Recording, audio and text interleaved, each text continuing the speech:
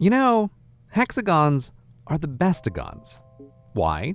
Because bees. Bees are the best and build only the bestagon, the hexagon. Now, I know what you're thinking. Bees build hexagons because they're hexapods with hexagon eyes. How could they do otherwise? Excellent point. But the Humble Bumble has an engineering problem to solve. She makes two things, honey and wax, the former to eat and the latter to contain the former. To make but a little honey, she must visit a lot of flowers, and to make 1 unit of wax, she needs 8 units of honey. Wax is costly for bees in flower terms, and honey is drippy in food terms. So to make a hive that contains the maximum honey while using the minimum wax is royally vital. Thus, a honeycomb conjecture. Which shape works best? To answer, we need to talk tiles. Tiling is covering a surface with a pattern of polygons. There's lots of options because there's lots of polygons. Even the regulars go on and on-agon. Now for bees picking patterns, the more complicated ones obviously use more lines than necessary. That's what complicated means, and thus a honeycomb of that tile would use more wax per honey. So sticking to the simple regulars, there are just 3 that tile tightly: triangle, square, and hexagon. Pentagons are broken hexagons, leaving gaps, same with septagons. Octagons are alright, but they're no hexagon, which leaves the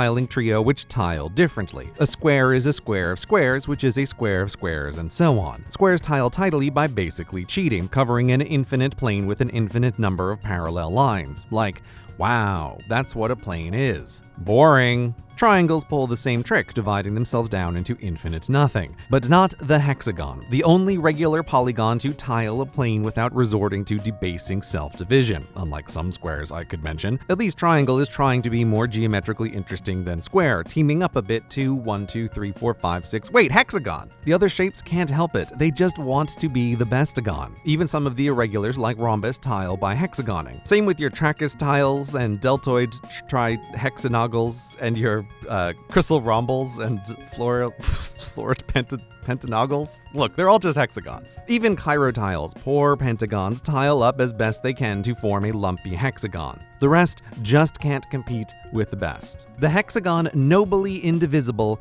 is the bestagon.